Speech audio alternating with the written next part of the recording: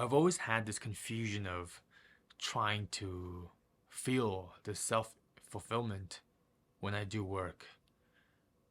You go down, you go on your desk, you open up your laptop or you open up your school notes and you want to study. You want to be in that focus, but you don't. You get distracted. Your mind is wandering. Your mind isn't paying attention. Your mind is not present.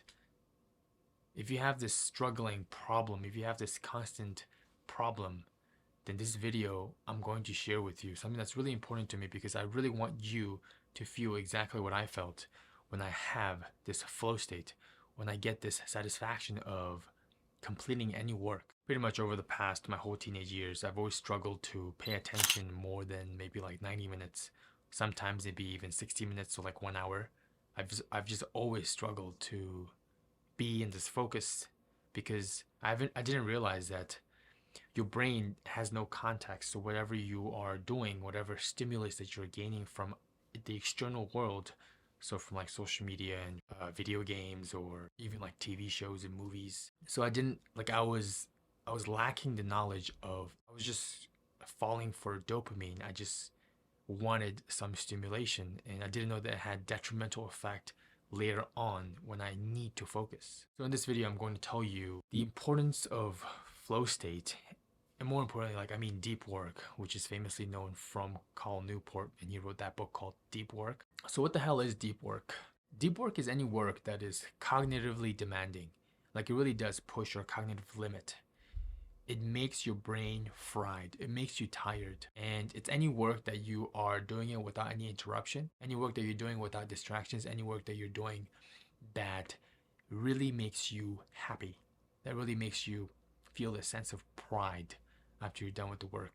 For me, example, I tend to do it for like 90 minutes. So I do straight, no distraction work for 90 minutes. So 1 hour and 30 minutes. That's what you're supposed to do. And after that session, you're supposed to be tired. You're supposed to feel really tired actually. So for me, like I do scripting. So I write the script in that block of time.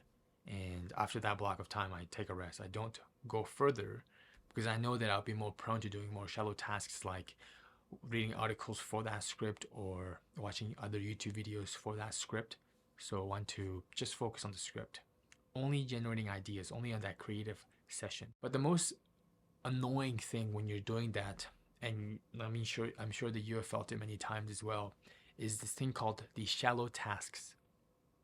Shallow tasks is like anything like emails or watching movies or anything like messaging. You're just doing a lot of these things, like tasks that makes you feel like you're productive, but you're not. You're tricking yourself.